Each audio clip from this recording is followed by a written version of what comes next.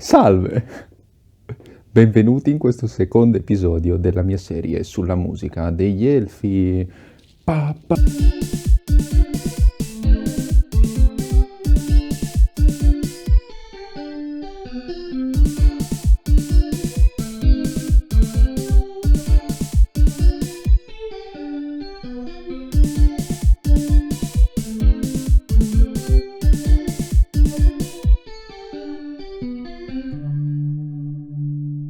Secondo episodio, quindi ce n'è un primo che non so chi ha visto, cosa ha visto.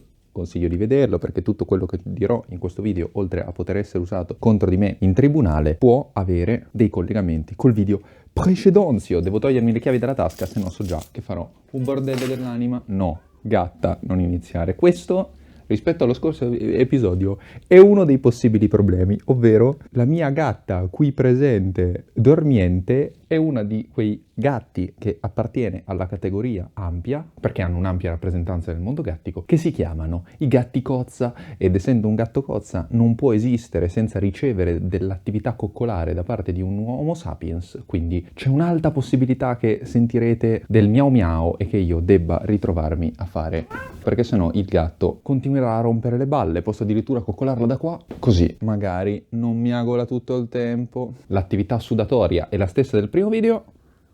Se nel primo video di questa serie ho parlato di tutto ciò che riguarda l'introduzione della musica della trilogia del Signore degli Anelli, in questo video andremo sullo specifico sugli Elfi, parlando in particolare di due cose, di quello che si chiama il musical world degli Elfi e delle particolarità che riguardano quello di Lothlórien e di Rivendell, ovvero Gran Burrone, ovvero Imladris. Per capire che cos'è ovviamente un musical world dovete andare all'altro video, se no vaffanculo. Le parti, come l'altra volta, saranno timestampate da qualche parte. Però prima di poter parlare degli Elfi, faccio vedere Berserk, bisogna fare un'altra cosa. E questa cosa si chiama parlare un attimo degli Elfi, perché se nel primo video ho detto con un po' di confusione che i musical world sono un modo di Howard Shore di interpretare i popoli di Tolkien, per capire perché fa determinate scelte il signor Howard Shore bisogna capire che cosa ha in testa il signor Tolkien quando pensa agli Elfi, e quindi la prima parte del video sarà quella. Possiamo effettivamente partire con l'argomento del video.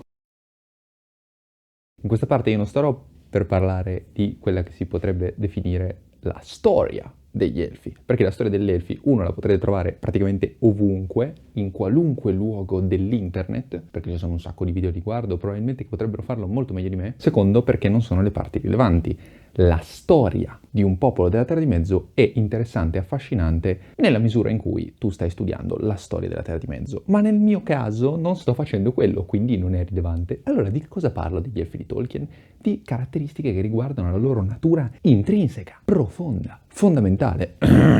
Quindi di cosa sto parlando? Di due aspetti in particolare. One, che si chiama, o che meglio chiama Tolkien, l'enchantment. Dos, quello che si chiama il fading, due parole in inglese perché stiamo comunque in letteratura British. British. L'unica cosa in più che potrei dire rispetto a questi due argomenti per capire la natura degli Elfi di Tolkien sono cose che però approfondirò in Arwen Aragorn, l'ultimo episodio di questa matta serie, perché c'è un discorso conclusivo che va fatto in quell'episodio che si collega perfettamente su come nascono gli Elfi. Per quel che invece riguarda la natura concettuale, filosofica e di pensiero per Tolkien, cioè qual è lo scopo narrativo degli Elfi, per Tolkien questo è il video. Anche perché, questa è la parte forse più importante di questa breve introduzione, il popolo degli Elfi è il più importante di Tolkien. E questa cosa è spiegata da due fatti molto banali, ovvero che Tolkien parte creando il suo mondo dalle lingue, o almeno così lui afferma in una famosa lettera, e le uniche due lingue quasi complete sono le lingue elfiche. E poi l'intero Silmarillion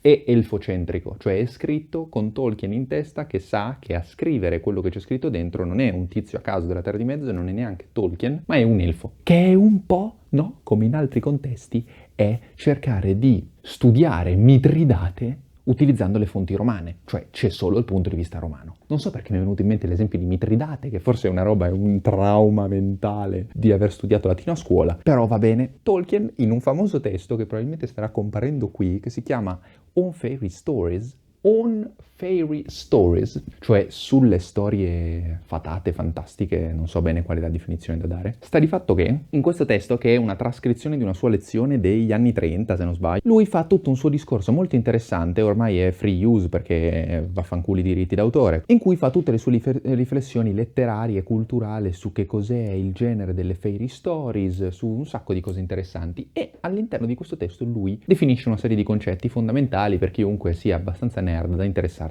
a Tolkien. Lui dice la particolarità del fantasy qual è come genere, proprio semplificando all'osso, e lui fa l'esempio di quello che si chiama il green sun, cioè un sole verde. Tutti possono immaginare e pensare un sole verde, ma per fare in modo che un lettore percepisca all'interno del racconto come ero quel green sun, ha bisogno di quello che Tolkien stesso definisce già al tempo un elvish craft, quindi una sorta di oggetto elfico che permetta allo scrittore di far entrare il lettore all'interno di quel mondo. E questo elvish craft Tolkien lo definisce e lo chiama con il termine enchantment. Cosa c'entra tutto questo con gli elfi, a parte il già legame che Tolkien stesso fa al tempo tra elvish craft e enchantment, e che gli elfi all'interno dell'ambientazione del Signore degli Anelli hanno quello scopo lì, quello. Cioè loro sono l'enchantment della Terra di Mezzo, cioè sono... L'enchantment non ha una traduzione perché sarebbe tipo incantamento.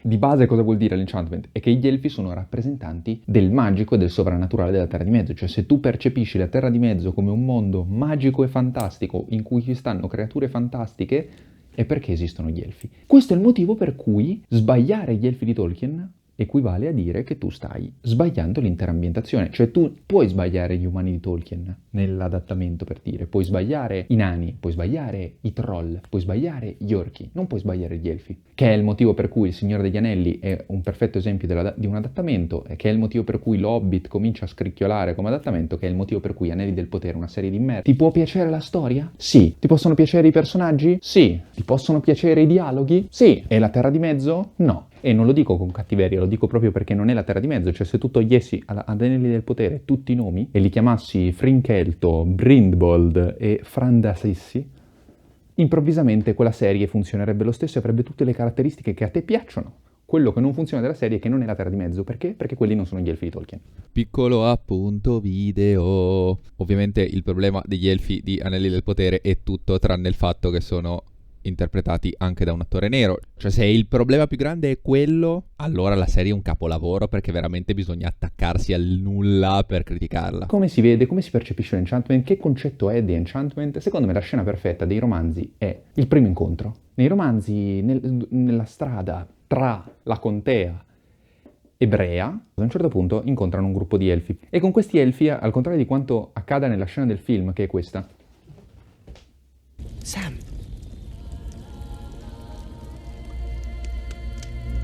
Wood elves.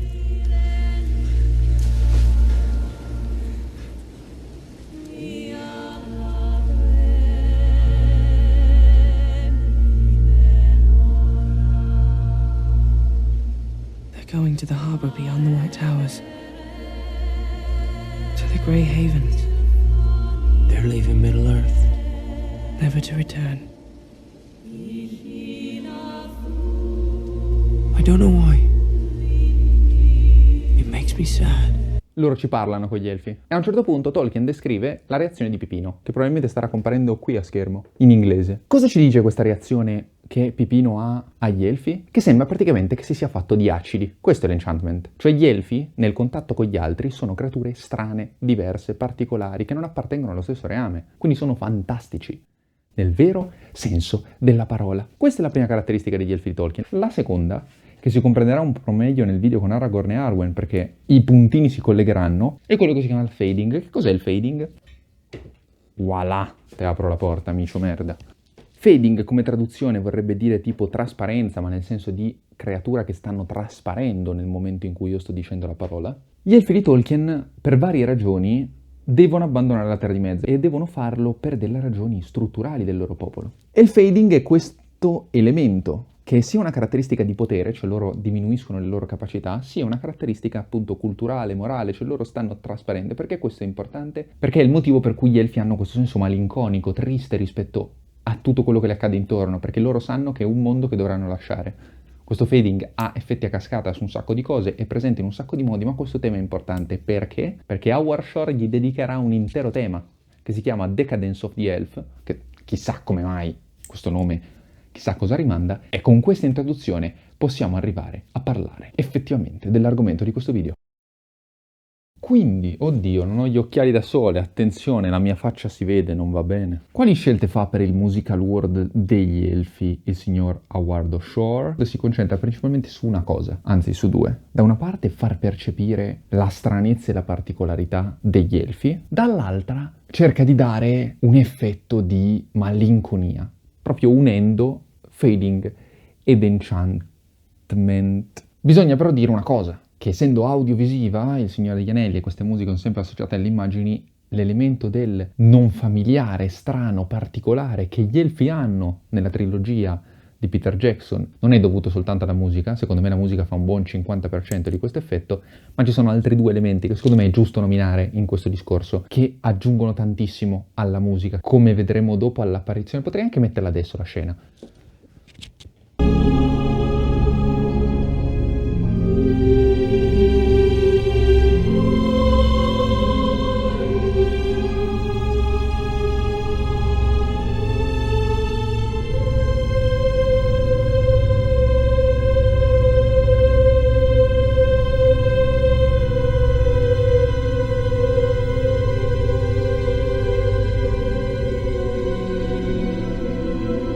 Come si vede in questa scena che l'apparizione di Galadriel alla prima volta, la prima cosa che si sente è la musica. Quindi è la musica che introduce il mood degli elfi e questo è il motivo per cui fa buona parte la musica. Però dall'altra parte lì si vede questo effetto di luci contrastatissime con questo bianco devastante che fa entrare Galadriel. Quindi le luci sono il secondo elemento e il terzo elemento fondamentale è la recitazione degli attori del Signore degli Anelli. In particolare secondo me Cate Blanchett è un mostro a recitare Galadriel, perché fa questi movimenti che ci mettono 3 anni a fare qualunque cosa, che danno proprio l'effetto di creatura millenaria. La musica. Che scelte fa il signor Howard Shore per darci questo effetto di non familiare? Prima cosa, che non è proprio scelta di Howard Shore, nel primo film, fino praticamente a Lothlorien, tutte le volte che compaiono i temi musicali degli elfi, compaiono prima e vengono seguiti, spesso, dal tema degli Hobbit. Voi direte, what? E che c'entra? No, c'entra, perché nel primo video avevo detto che la caratteristica fondamentale degli Hobbit è quella di far sembrare questo popolo casalingo, con scale maggiori, che quindi sono la tradizione basica del mondo occidentale, quindi sono tutte musiche abbastanza ricorrenti, sono temi che risultano all'orecchio occidentale familiari, comuni, già ascoltate, già sentite, qualcosa che ci dice, ah ok, questi sono gli Hobbit, sono roba che ho sentito bene. Quindi il fatto che le musiche degli elfi seguono immediatamente quelle degli Hobbit, che sono il tema più casalingo, più normale, dà immediatamente un senso di contrasto tra le due. L'esempio, secondo me, più banale di questa cosa è proprio la scena dell'arrivo a Gran Burrone. Welcome to Rivendell, Frodo Baggins.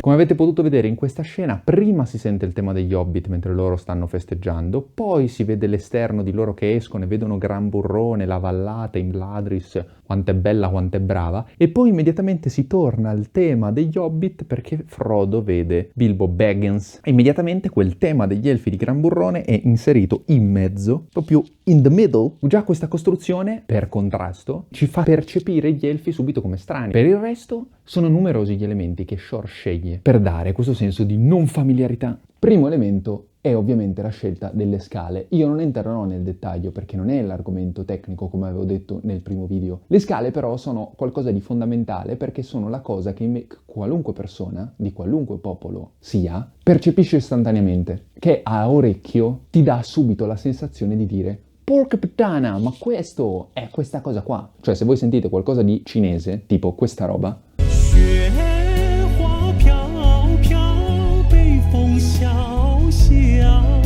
molto del motivo per cui voi dite ah, questa è una roba che mi dà quella sensazione orientale è perché c'è una scala che funziona in un certo modo, che istantaneamente al mio orecchio occidentale dà quell'effetto. Per chi volesse essere interessato o sa più di cultura musicale o cose del genere, la scelta che fa Shore in generale è di scegliere o scale che risultino nella tradizione occidentale legata al fantastico, oppure sceglie una scala che risulti strana all'orecchio occidentale, come la Maham Aijaz. che è questa roba qui,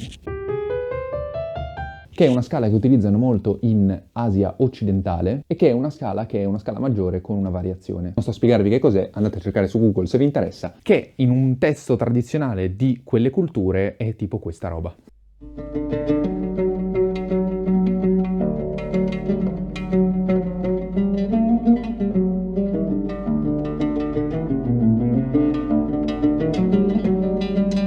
Quindi lui sceglie queste scale perché così o ci dà la sensazione del fantastico, il tema degli elfi, oppure ci dà una sensazione di qualcosa di non occidentale. Howard Shore nel famoso documentario sulle musiche chiama questa cosa Eastern Flavor. Caro Howard Shore, ti devo dire che Eastern Flavor non vuol dire un cazzo di niente, perché Eastern è un po' vago, cioè l'Asia è grande. Per quel che invece riguarda gli strumenti, i temi degli elfi sono gli unici che utilizzano strumenti anche non occidentali. In particolare vengono utilizzati, e compaiono soprattutto nei temi di Lothlorien, il monocorda, che in realtà non è non occidentale perché è tipo greco antico, il flautonei e il saranghi, che quindi sono tutti strumenti che a suono l'orecchio occidentale dice porca puttana, ma quello non è dal mio popolo. In ultimo c'è una scelta sul canto. In generale il canto segue le seguenti caratteristiche. Si tengono molte note tenute, cioè ritmi abbastanza lenti per dare la sensazione di eternità. Si utilizza uno stile di canto che si chiama gregoriano. Si utilizzano esclusivamente voci femminili e nei testi ci si ritrova spesso a commentare le immagini. Esempio, questa scena.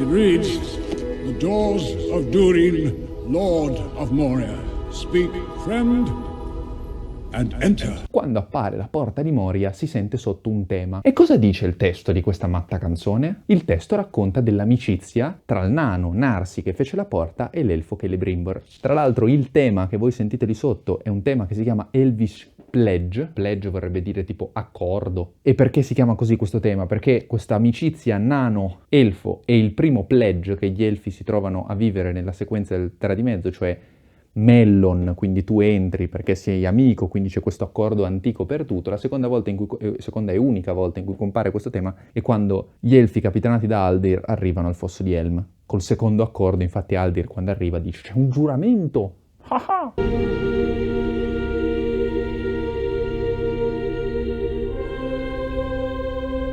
Queste voci, tra l'altro, nel tempo arrivano anche a commentare le immagini anche di temi estranei, e questo accade soprattutto nel terzo film. Ad esempio, quando il simpatico Aragorn si gira un'ultima volta e dice per Frodo.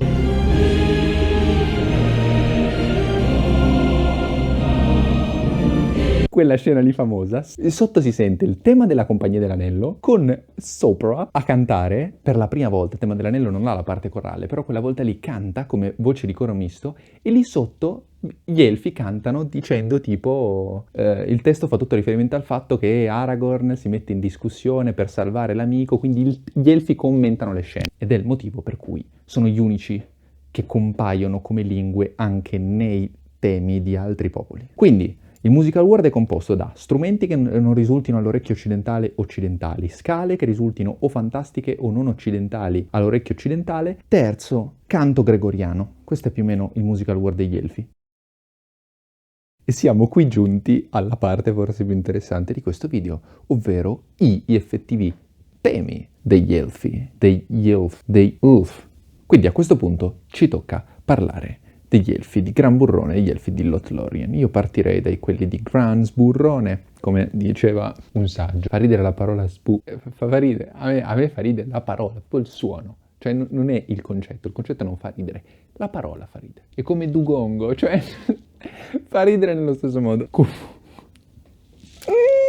Gli elfi di Gran Burrone sono, rispetto agli elfi di Lothlórien, molto più vicini al resto delle razze. Si chiama l'ultima casa accogliente, no? Per cui gli elfi di Elrond, gli elfi di Mladrís sono elfi che aiutano gli altri popoli. A casa di Elrond sono cresciuti buona parte dei discendenti di Isildur. A casa di Elrond un sacco di gente passa, canta, suona, balla, si caga addosso. Rispettano di meno quella caratteristica tipica degli elfi di Tolkien di stare un po' per i cazzi loro. Questa cosa come si trasferisce a livello musicale? Prima cosa, tutti quegli strumenti che ho citato prima per dire non familiari non compaiono e non sono utilizzati nei temi del Gran Burrone. Seconda differenza è che hanno una scala di utilizzo che va molto di più verso la direzione una scala diciamo usata in occidente, per cui anche se dà riferimento al fantastico però è una scala occidentale, per cui comunque sembrano meno strani, come ho fatto vedere nell'esempio di prima con la musica degli Hobbit, pur essendo quella più familiare delle due, risultano strane proprio anche perché sono precedute e seguite da quelle degli Hobbit. Sui temi musicali e in generale sul mood musicale di questi due popoli è interessante sottolineare una cosa,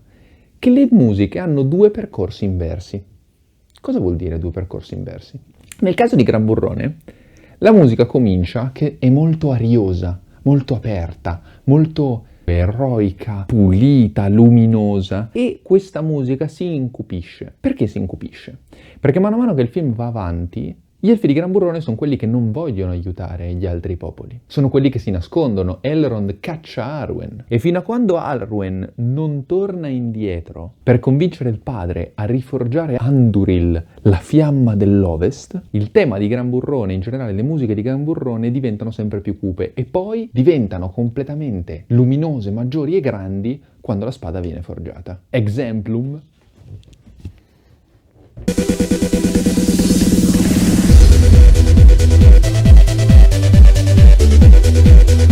Questo è il percorso, quindi all'inizio arioso, poi si incupisce, poi smette di incupirsi. Come caratteristiche musicali, per quel che riguarda il tema che si sente fin da subito, che è il tema principale degli elfi di Gran Burrone, cioè questo,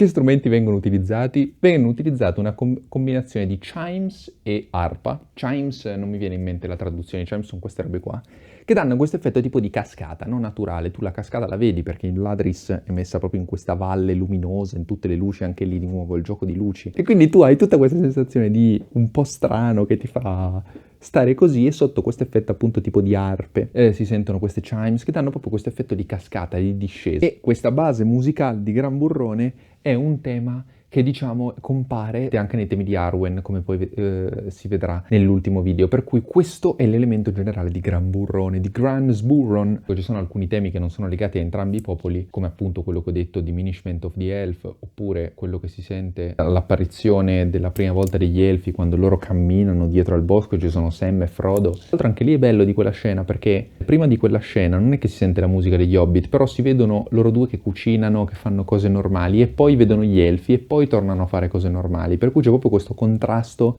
Per quel che invece riguarda la musica degli elfi di Lothlórien, le caratteristiche sovrannaturali sono molto più evidenti. Viene utilizzata quella che dicevo prima come scala, la Maham Ajaz. Vengono utilizzati gli strumenti che dicevamo prima. Viene cantata ad esempio una musica molto legata al tema letterario del fading. Il tema letterario del fading ad esempio è presente in questo brano che si chiama Hymn to Elbereth, che è questa sorta di inno a questa divinità di malinconia di Valinor. Valinor è una sorta di paradiso da cui gli elfi che sono nella Terra di Mezzo sono stati cacciati, per cui hanno questa malinconia rispetto a questo paradiso, che è espresso da questa musica che è molto lenta. Quando compaiono la prima volta si cantano proprio l'Hymn to Elbereth. E quindi questo testo richiama, no, questa cosa. Ovviamente il testo, l'interessante del testo sugli elfi è che tu spettatore non lo vedi, non lo conosci, non lo senti, quindi è uno sforzo irrilevante. Però mi sono sempre chiesto se lo spettatore lo percepisca in qualche modo, cioè percepisca che il canto cambi. Questa è più che altro una domanda, più che un'affermazione. Cioè, lo spettatore si rende conto che le cose cambiano? E dunque qual è il percorso invece degli elfi di Lothlórien? Gli elfi di Lothlórien, quando compaiono nel film, sono presentati come Galadriel, questa signora strega, e fino a quando Frodo non parla con Galadriel al pozzo, lo spettatore ha questa strana sensazione che questa sia una sorta di strega, creatura malvagia, non sa cosa dire, non sa cosa pensare, e infatti la Maham Ajaz viene utilizzata fino a quel momento. Il tema principale, l'ho già fatto sentire diverse volte nel primo episodio, è questo.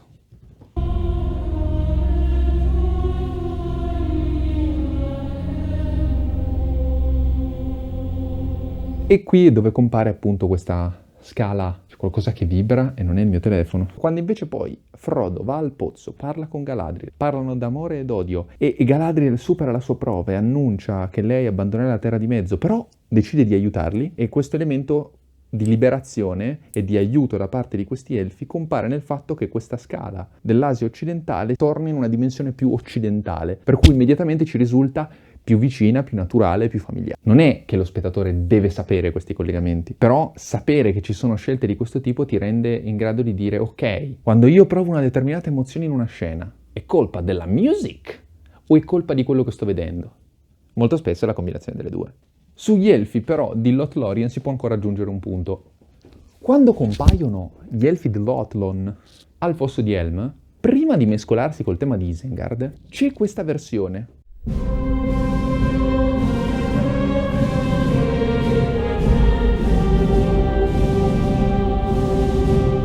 Questa versione è una versione più militare, c'è sotto un vrram, vrram, vrram, che tipo è quello dei rulli di tamburo della battaglia, e quindi cambia anche il ritmo di come cantano, è molto più serrato, cioè loro fanno pam, paraparapam, paraparapam, ed è il motivo per cui subito ti sa di bellico, per cui tu senti l'elemento di loro antico, eccetera, e poi però sotto senti la rullata di tamburi che si dà di militare, quindi loro camminano e immediatamente ti sanno di questa scena eroica in cui loro arrivano e stanno camminando come dei forsennati.